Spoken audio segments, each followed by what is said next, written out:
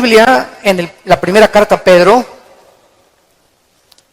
1 de Pedro capítulo 4, 1 de Pedro capítulo 4, versículo 12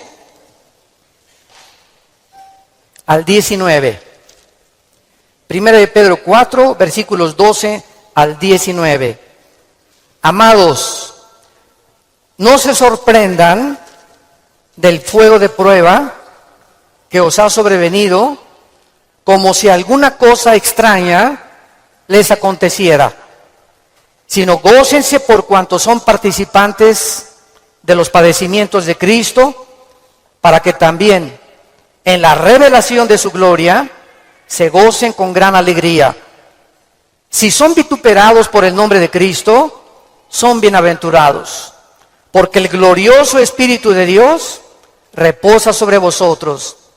Ciertamente de parte de ellos, Él es blasfemado, pero por vosotros es glorificado. Así que ninguno de ustedes padezca como homicida, o ladrón, o malhechor, o por entremeterse en lo ajeno. Pero si alguno padece como cristiano, no se avergüence, sino glorifique a Dios por ello. Porque es tiempo de que el juicio comience por la casa de Dios. Y si primero comienza por nosotros, ¿cuál será el fin de aquellos que no obedecen al Evangelio de Dios? Y si el justo con dificultad se salva, ¿en dónde aparecerá el impío y el pecador? De modo que los que padecen según la voluntad de Dios, encomienden sus almas al fiel Creador y hagan el bien. Muchos cristianos no han entendido lo que es la vida cristiana. Y uno de los ejemplos que la Biblia usa, o una analogía para comparar qué es la iglesia, es el matrimonio.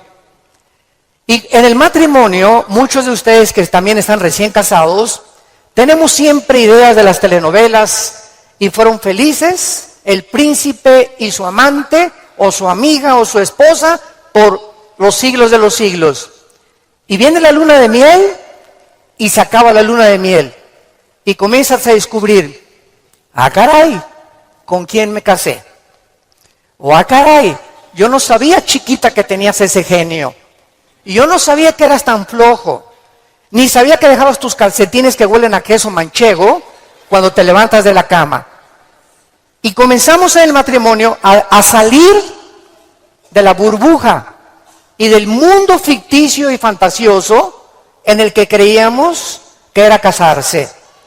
Y no sabemos que el matrimonio es algo por lo cual toda la vida se tiene que luchar. Nunca habrá un matrimonio perfecto. Nunca habrá un hombre perfecto. Nunca habrá una mujer perfecta. Por eso el matrimonio es para dos discípulos de Cristo.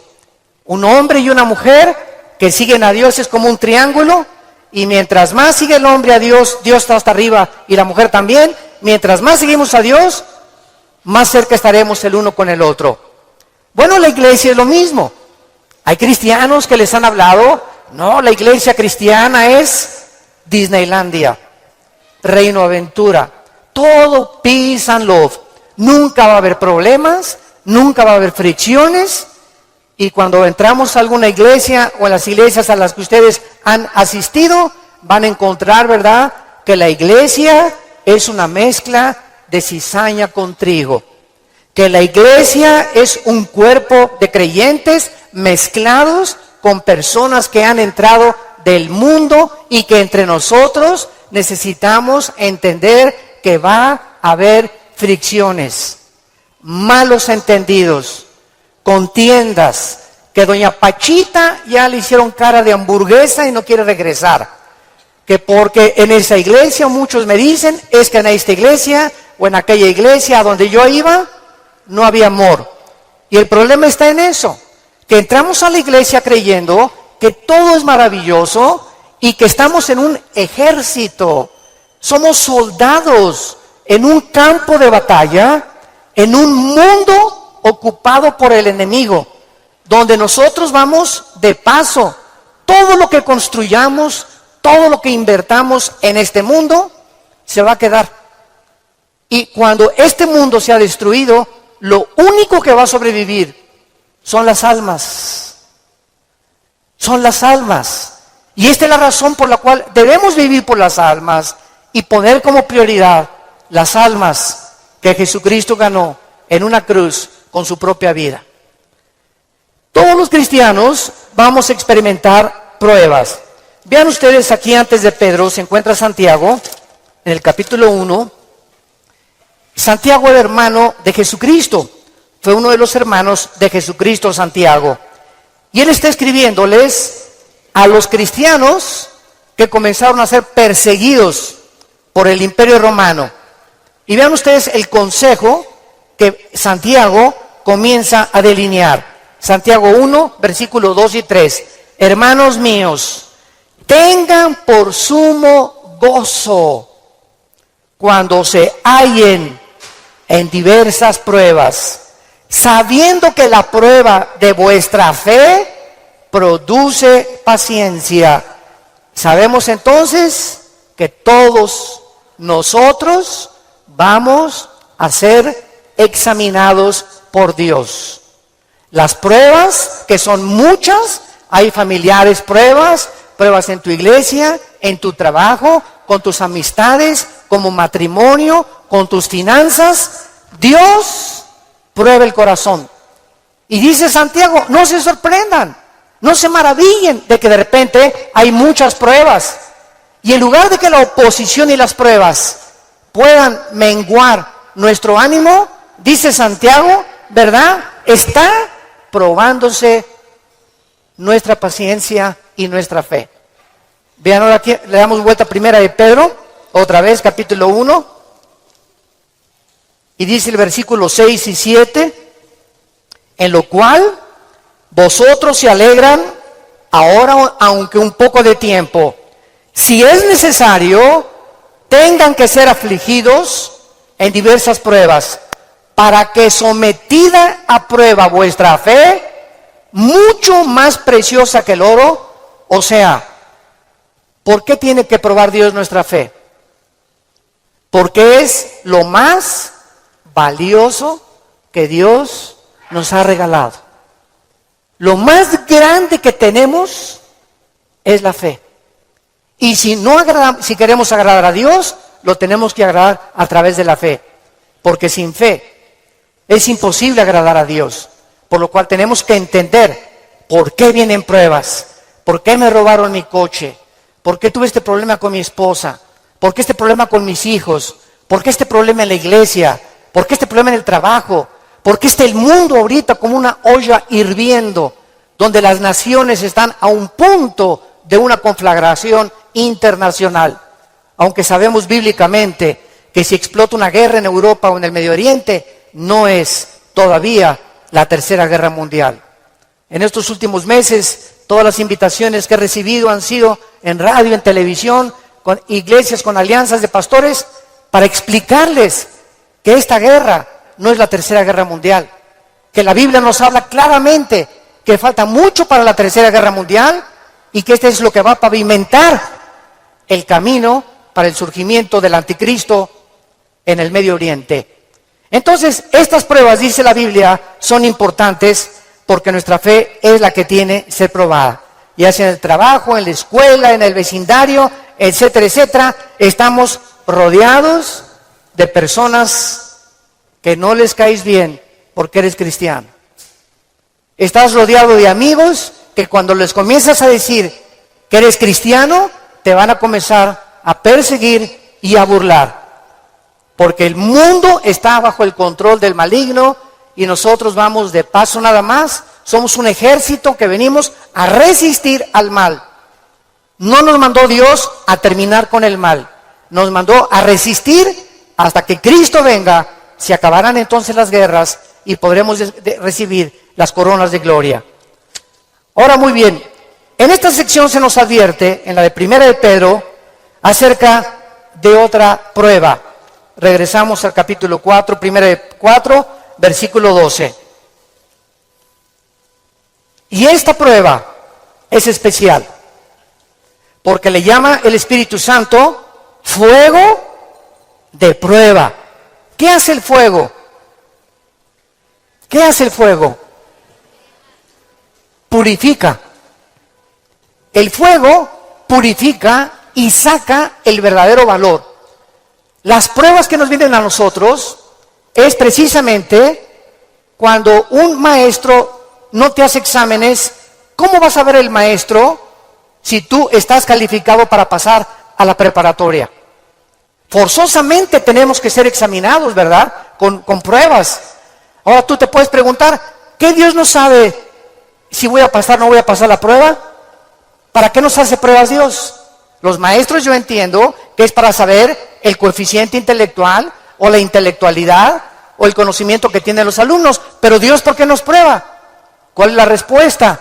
Dios sabe lo que hay en tu corazón, pero Él quiere que nosotros sepamos lo que hay en nuestro corazón. Que descubramos a través de las pruebas cuánta maldad hay dentro de nosotros. Cuántas cosas hay dentro de nosotros que necesitan ser quemadas todos los días.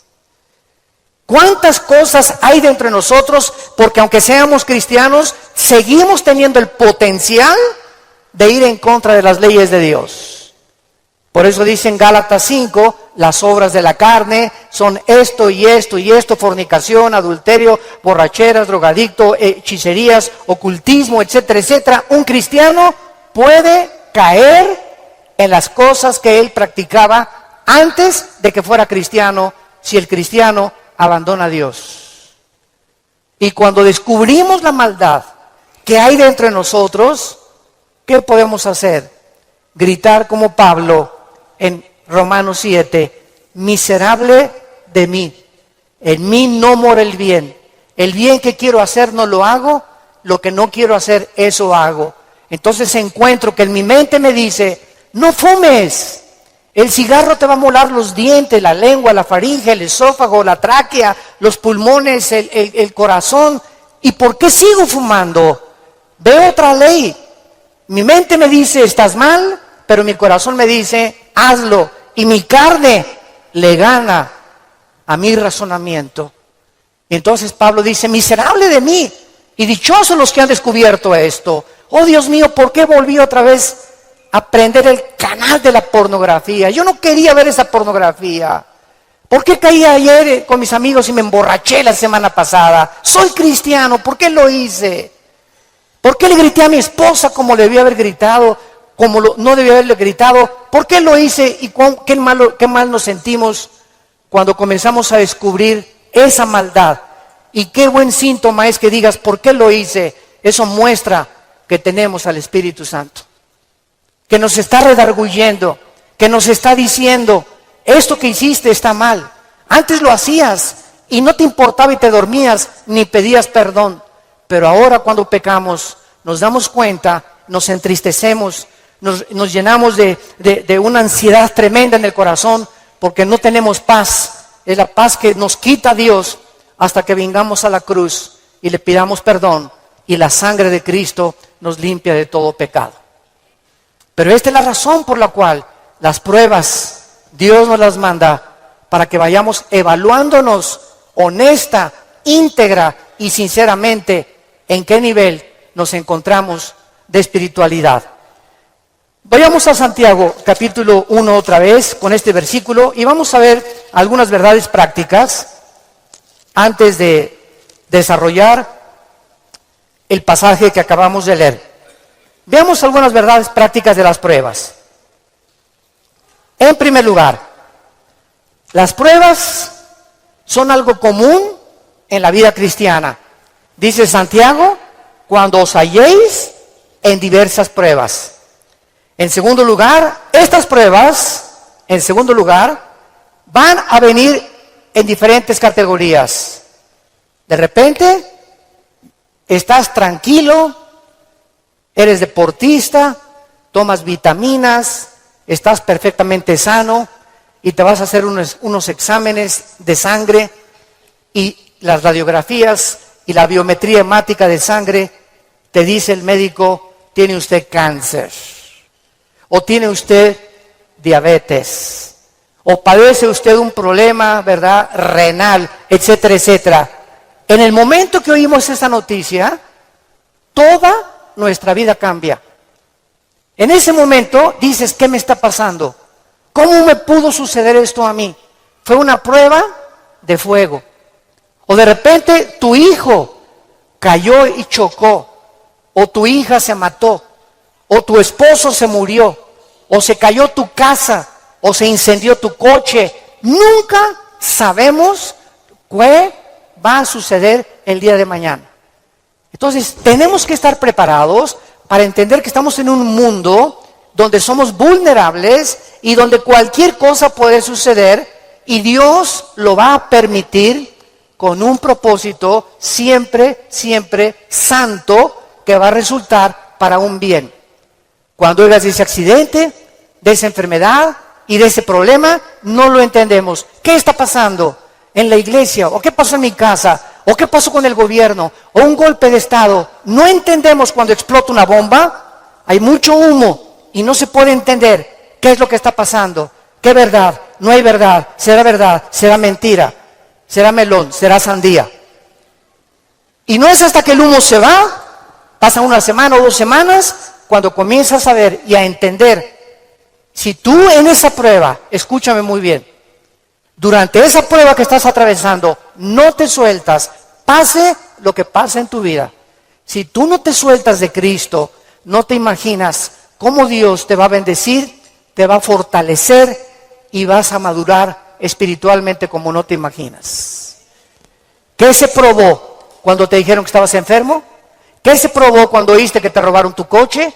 ¿Qué se está probando cuando perdiste el trabajo? Se está probando nuestra fe. ¿Cuánto confiamos en Dios? Cuando se va tu esposa o te abandona su esposo, ¿qué vas a hacer? ¿Te vas a recurrir a las drogas? ¿Te vas a emborrachar? ¿Vas a renegar contra Dios? ¿Para eso soy cristiano? ¿Me quitaron mi trabajo? ¿Por qué si yo diezmo regularmente me quitan mi coche? Dios, yo no lo entiendo. ¿Y por qué me corren de mi trabajo si sabes que tengo que mantener a mi familia? Dios está buscando que nosotros veamos nuestra reacción, porque nuestra reacción determina el nivel espiritual que tenemos de fe. Y es precisamente en esas pruebas, en esas reacciones, donde Dios sabe cómo vas a reaccionar. Vamos rápidamente a Génesis capítulo 22.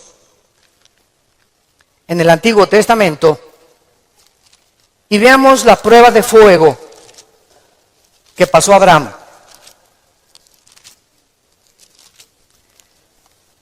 Abraham ya era un hombre maduro, ya tenía el hijo de la promesa, Isaac. Y a Abraham se le llama en Romanos capítulo 4 el padre de la fe. Por algo será, ¿verdad?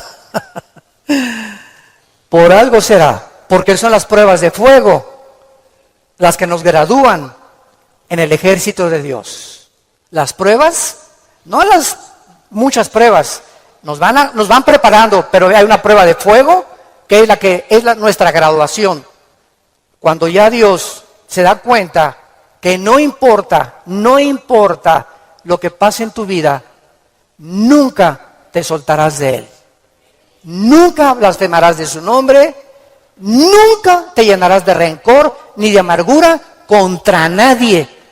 Hayan hecho lo que te hayan hecho o lo que nos hayan hecho, el veneno más grande que nos impide graduarnos es la amargura. Es el veneno más grande de la vida cristiana.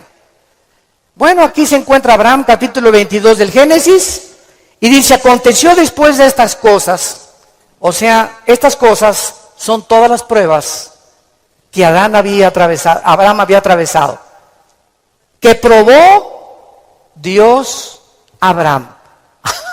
Abraham podría decir, ¿otra?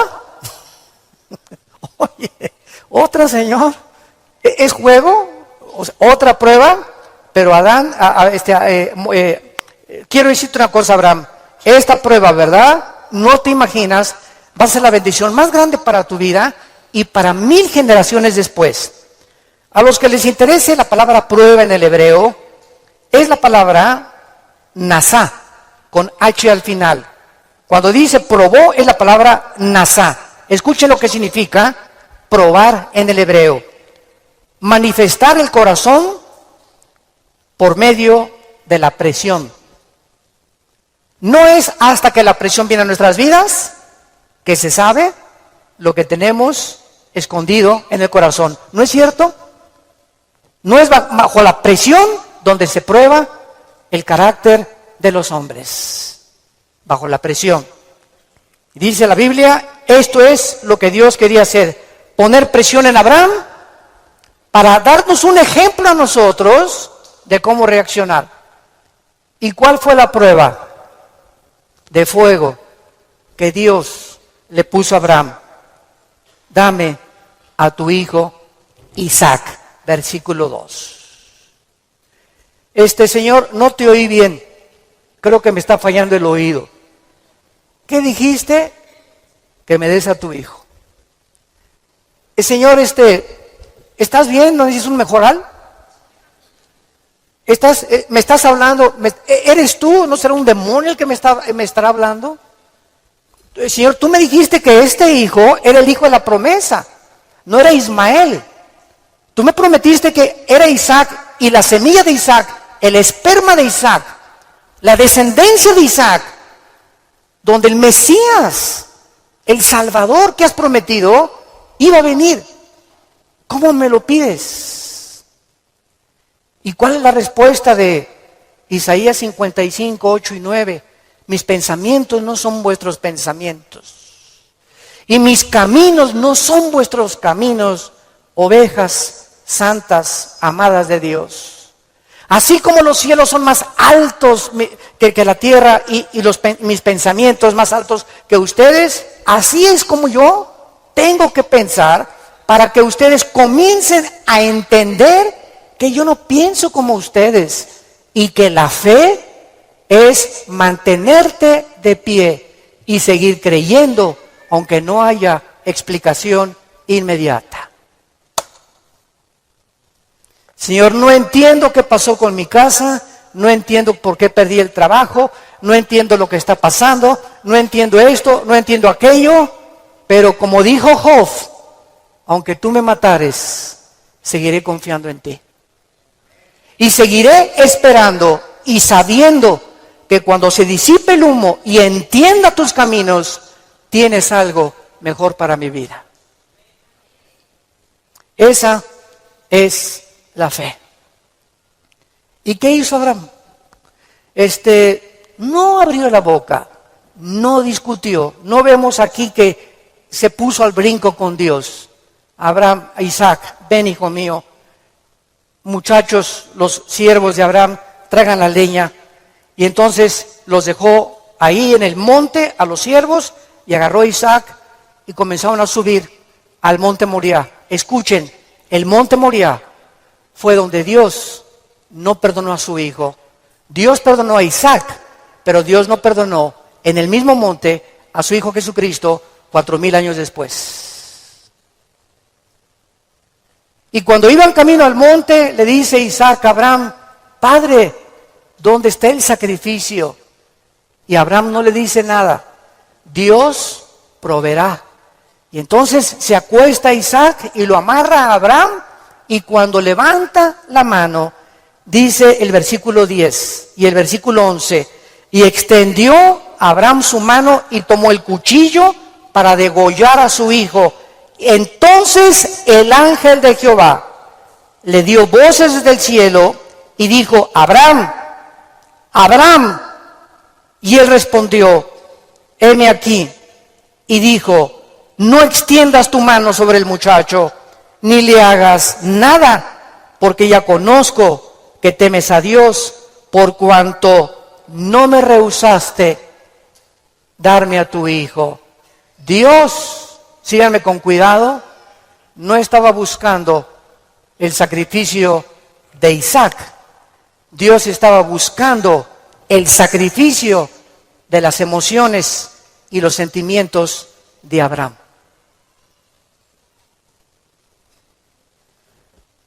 Abraham tenía que pasar la prueba de morir a sus emociones y a sus sentimientos y amar a Dios con todas sus fuerzas y con todo su corazón, escúchenme, más que a su hijo.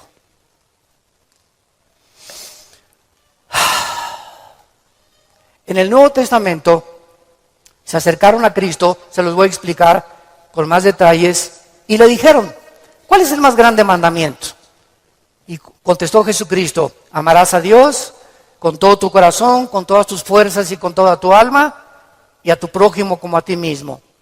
Muy bien, hace algunos años yo le pregunté, orando le pregunté a Dios, porque alguien, ¿verdad?, me metió una idea satánica, un ateo, en un hotel, me acuerdo que se acercó y me dice, oiga, señor Alducin, el Dios que ustedes adoran es un misógeno, es un ególatra, es un Dios que solamente busca a Él, que nada más dice, ámame a mí con todo tu corazón, más que a tu esposa, más que a tus hijos. ¿Cómo puede ser esto posible? Me dijo este ateo. ¿Cómo puede usted reconciliar a un Dios que nos diga que lo amemos más a Él que a la propia familia? Y entonces me fui muy confundido. Me comenzó a dar vuelta, porque en ese momento me quedé así, ¿verdad? Le dije, ¿sabe una cosa? Voy a orar y le prometo que voy a buscar una respuesta de Dios. Nadie me había hecho nunca ese ataque a mi fe. Entonces pasó como unas 2 semanas, me puse a orar, ayuné como 2 días buscando esta respuesta y fue tan clara de parte de Dios.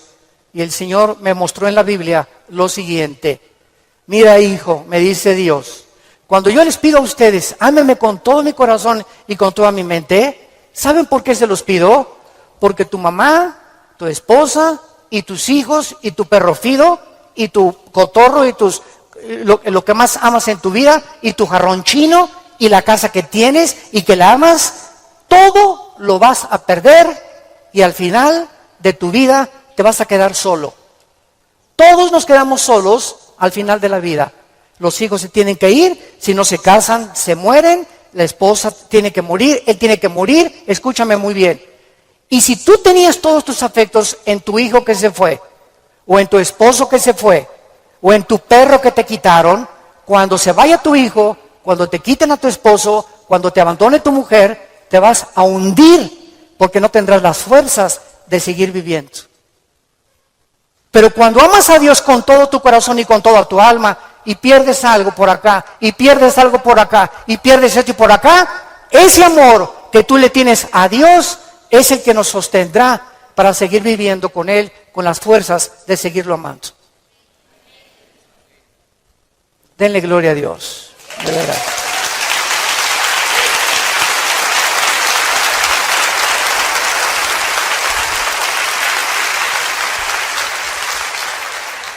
La fe es creer aunque no entendamos.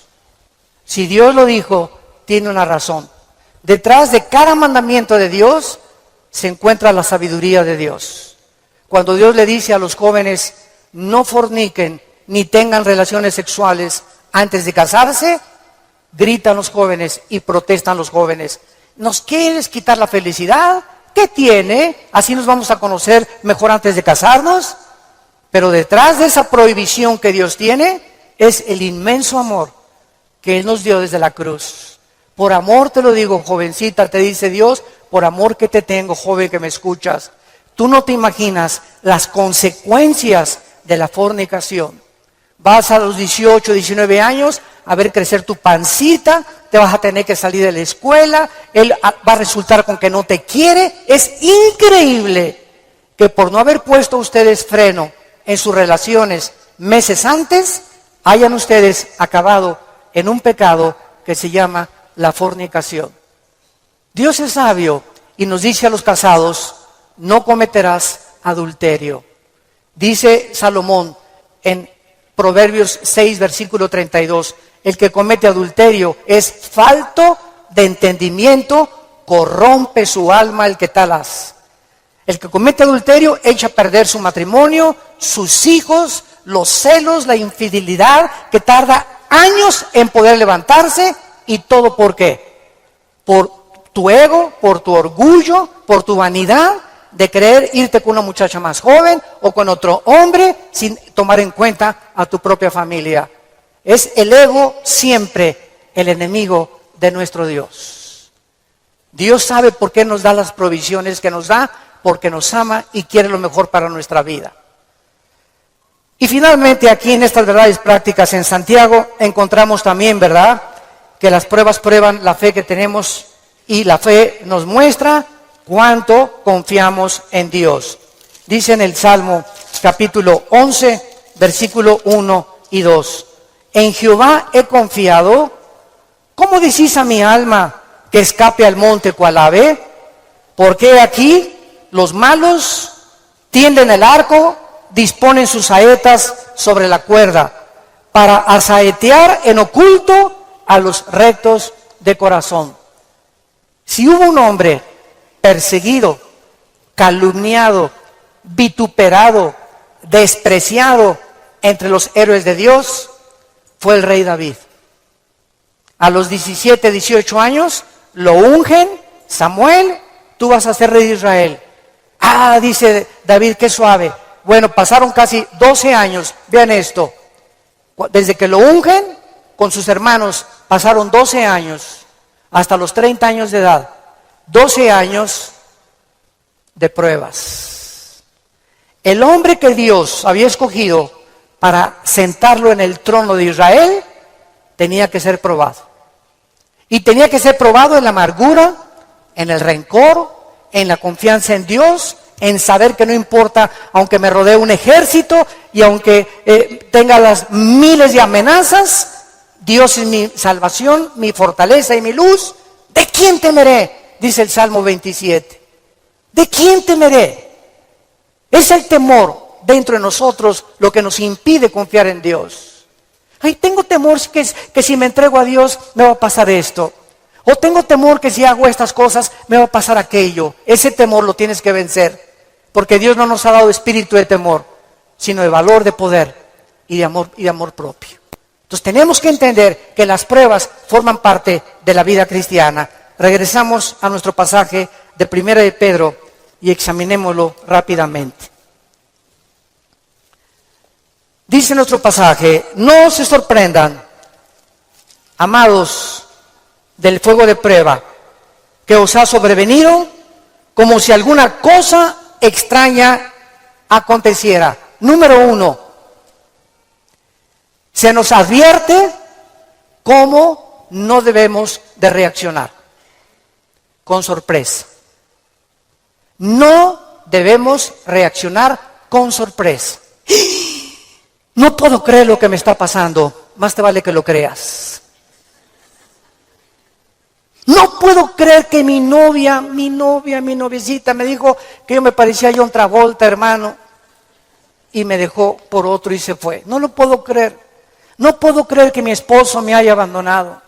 No puedo creer que este negocio haya caído. No puedo creer, yo fui fiel en mi trabajo y me corrieron, hermano, del trabajo. No lo puedo creer. Más te vale que lo sigamos creyendo. No nos sorprendamos, es una prueba.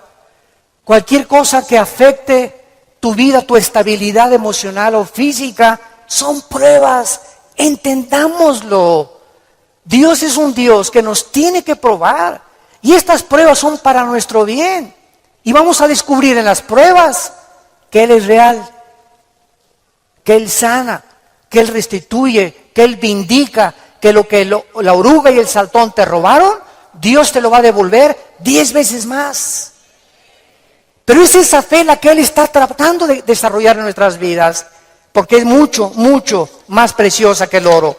Dice en 1 de Pedro 5:10, mas el Dios de toda gracia, que nos llamó a su gloria eterna en Jesucristo, escuchen bien, santos de Dios, después que hayáis padecido, ¿cuánto tiempo?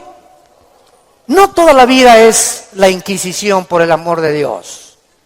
No toda la vida como llegó una hermana, ay, pastor, ¿qué le pasa a doña Chole? Pues sigo con pruebas. Hermana, tengo 5 años que la conozco y usted ya le ganó a Job. No me diga que en 5 años Dios no la ha dejado descansar. Ese no es el Dios que servimos. Dice claramente que las pruebas son temporales, de vez en cuando Él cree conveniente que la necesitamos atravesar. Después que hayáis padecido un poco de tiempo, vean ustedes el propósito. Él mismo os perfeccione, afirme, fortalezca y establezca después de las pruebas.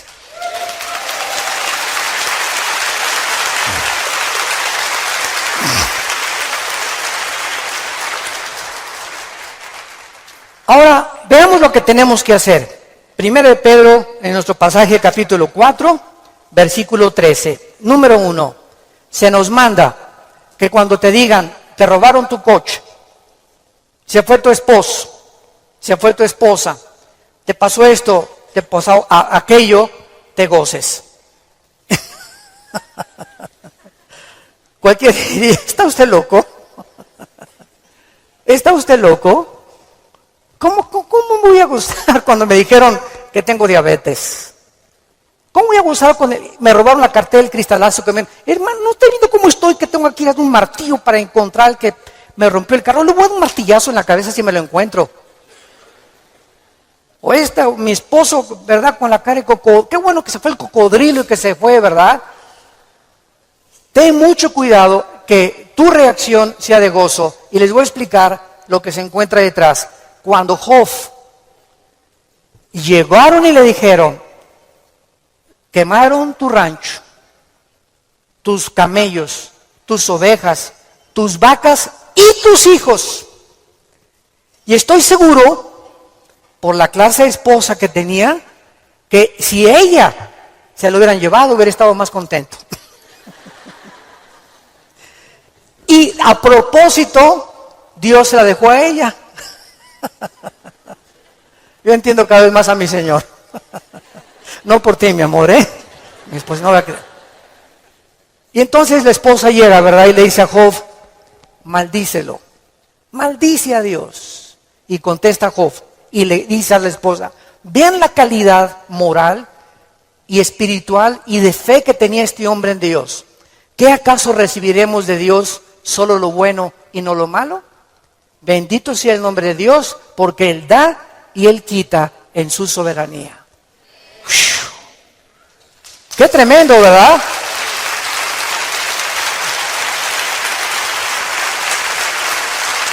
¡Qué tremendo! Entonces, en ese momento, cuando somos asaltados por dudas y malas noticias, en otras palabras, porque son malas noticias, en ese momento tengamos mucho cuidado de no permitirle a nuestro corazón que nos gobierne la lengua. Porque de la abundancia del corazón habla la boca. Entonces, en lugar de proferir maldiciones o acusaciones, o eres tú Dios, o compartirlo con otras personas, híncate. Filipenses 4, 6 y 7.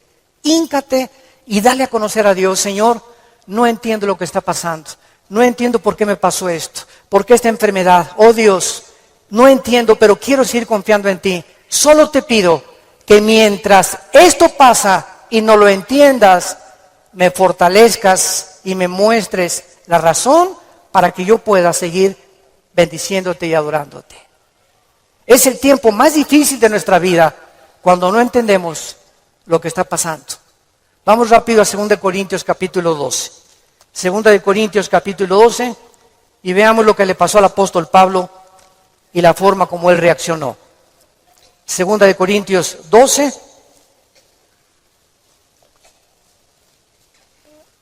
Pablo fue uno de los pocos hombres, junto con Enoc y Elías y el apóstol Juan, que subieron al cielo.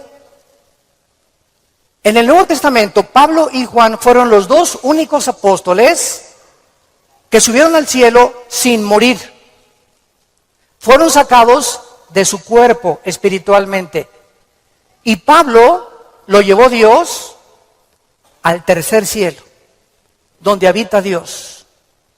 Y cuando Pablo regresó a la tierra, su espíritu salió de su cuerpo y su espíritu volvió a entrar a su cuerpo. Pablo dice que lo que él oyó allá en el cielo y lo que él vio, no había palabras humanas para poder describirlo. Y como fue una experiencia tan impresionante, pero tan grande, que cabía la posibilidad, dada la naturaleza humana pecaminosa que aún tenemos, Dios tuvo que darle una prueba a Pablo y ponerle un aguijón en su cuerpo físico, alguna enfermedad. Y esta enfermedad no sabemos qué es. Algunos han especulado que era algún problema oftalmológico, porque dicen Gálatas, mira con cuán grandes letras les escribo. Bueno, no sabemos, ¿no? Entonces Pablo tenía algo en su cuerpo que lo atormentaba. Y se hincó delante de Dios y le dijo, Señor, quítame este aguijón. No, Pablo. Señor, te ruego, quítamelo. No, Pablo. Señor, te lo imploro con mi corazón. Si quieres me voy a la villa y de vuelta de rodillas. Hago lo que tú quieras, quítame este aguijón. Y Dios le contesta y le dice en el versículo 9. Y el Señor me ha dicho, bástate mi gracia. ¿Por qué? Porque mi poder, y lo traduzco en el original griego, está en presente continuo. Mi poder se está perfeccionando a través de esta dolencia física que he permitido que tú tengas. Mi poder se está perfeccionando mientras tú estás sufriendo esta enfermedad en la que estás atravesando. Y entonces Pablo, cuando entiende, detrás de lo que no entendía, por qué Dios permite eso en su vida, contesta Pablo y dice, por tanto, de buena gana me gloriaré más en mis debilidades para que repose sobre mí el poder de Cristo. Hace poco mi esposa y yo estábamos en Dallas y ¿se acuerdan de este muchacho que no tiene brazos ni piernas? Muchos de ustedes lo conocen. Bueno, su esposa es mexicana, de Chihuahua. Y estuvimos ahí como una hora mi esposa y yo y nuestros 3 hijos compartiendo con ellos en una iglesia de Dallas y nos querían conocer también a nosotros, bueno, que también conocían nuestro ministerio, etcétera, etcétera. Y cuando yo me acerqué a abrazarlo, a este muchacho, ¿de dónde lo agarro? Nunca había tenido esa impresión, me quedé como paralizado, ¿qué hago, no? Y él me hacía así, bueno, pues entonces como un costal, ¿verdad? Lo agarré y lo hice así, y me dice, levántame, y le comencé a hacer así. Y entonces le pregunté y le dije, sinceramente, platicando con él, ¿por qué nos dijiste que quién era feliz? Y entonces en la reunión que él tuvo, le preguntó a la gente, ¿quién de ustedes es feliz? Y muchos que estaban, yo sí o no. Y me dice, yo les quiero contestar algo. Dios permitió que naciera sin brazos y sin piernas para que yo fuera un testimonio que la felicidad no se encuentra en estar completo, sino en tener el poder de Dios viviendo en tu vida. Shh. ¡Qué tremendo!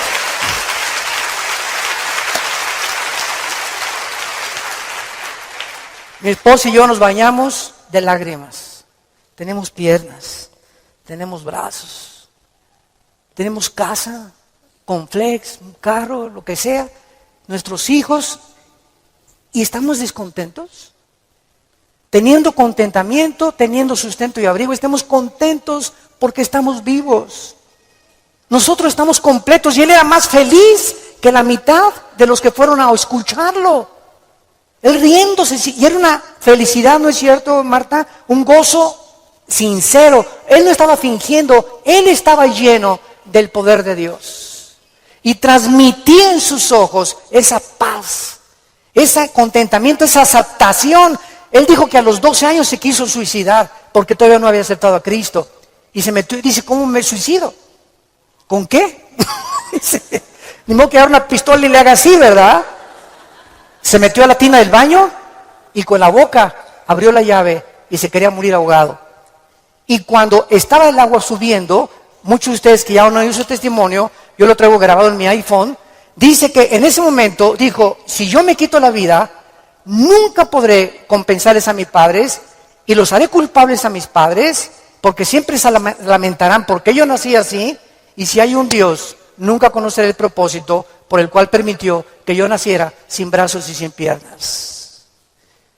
Y apagó la llave y le dijo, yo no entiendo, al año se convierte a Jesucristo. Y ha ganado millones de almas. Dios dicen que hay uno entre 15 o 20 millones de seres humanos que nacen así. A este muchacho Dios lo escogió Dios para dar un mensaje al mundo. La felicidad no está en el dinero, ni en tener salud, ni en tener casa, ni en tener vehículos, sino si tú tienes a Jesucristo y la paz de Él que sobrepasa todo entendimiento.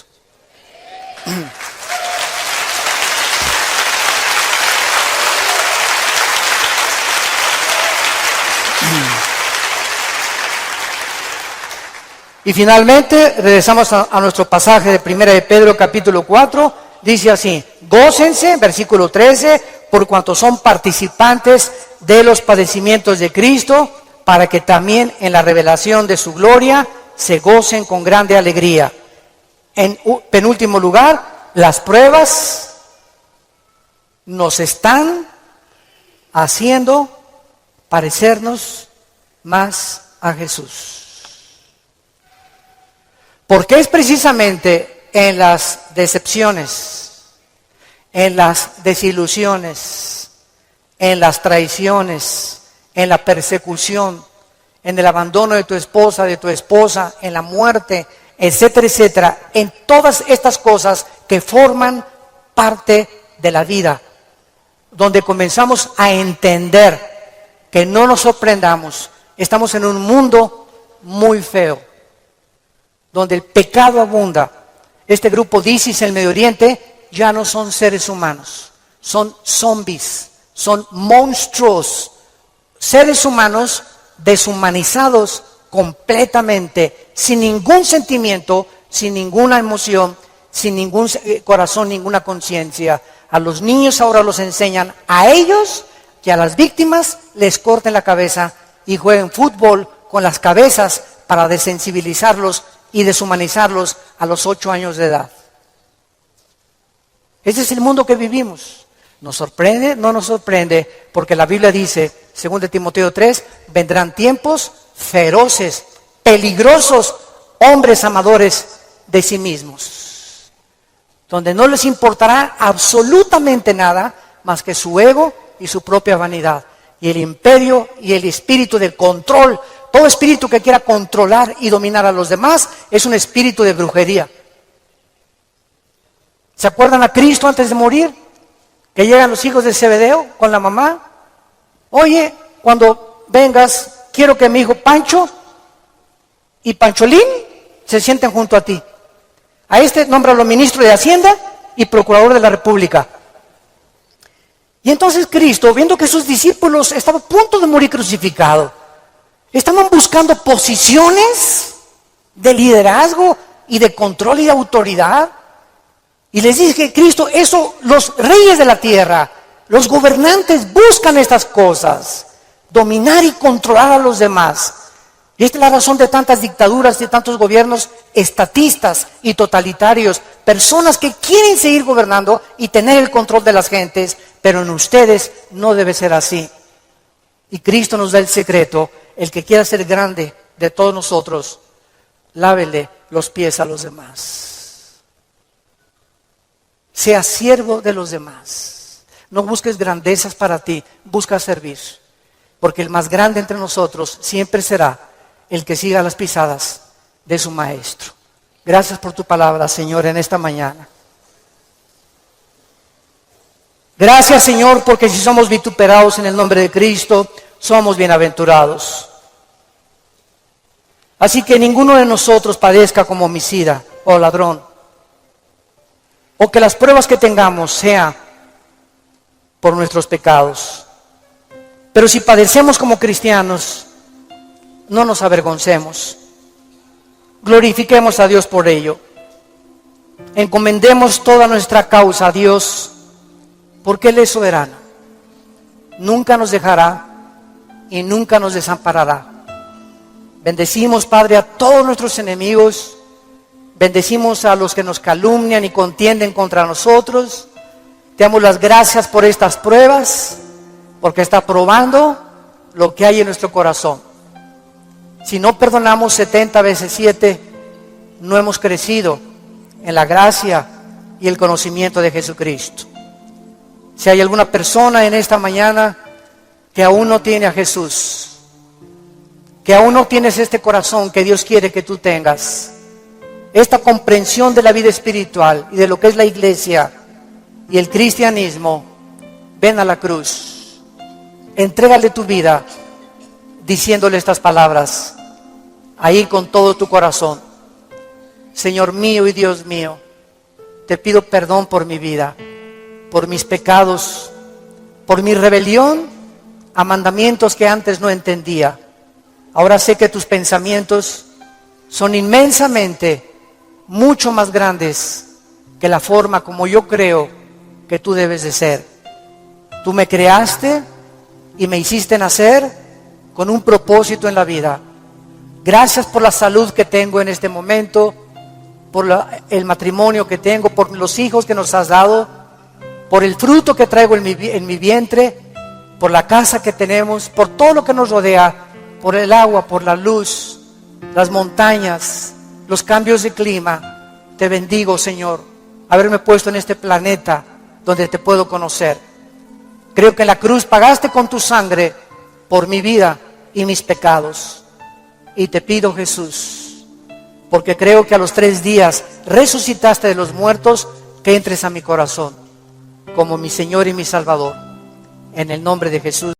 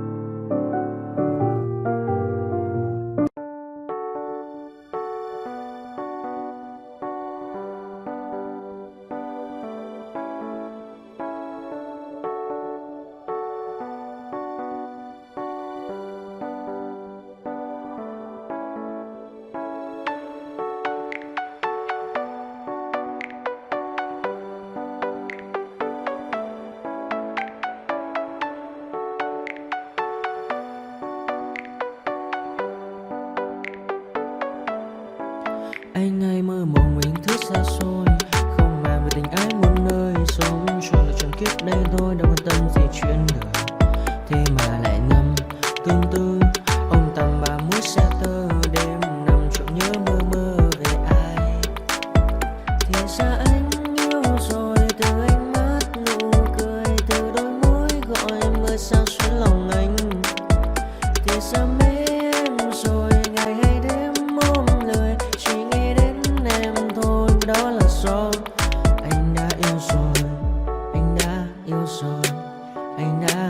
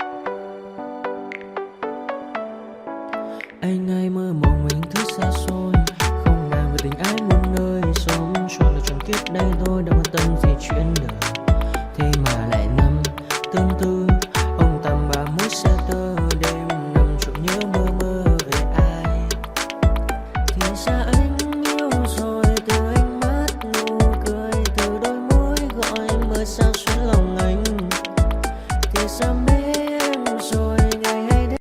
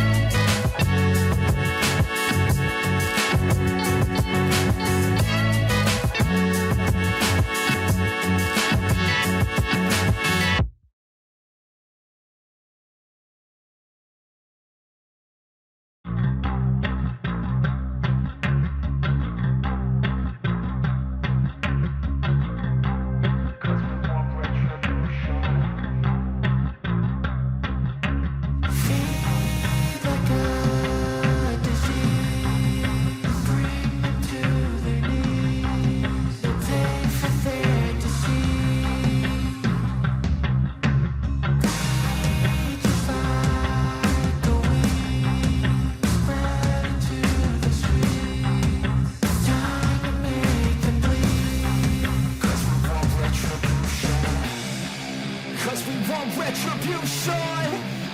Oh yeah, we want retribution. Oh yeah, we want retribution.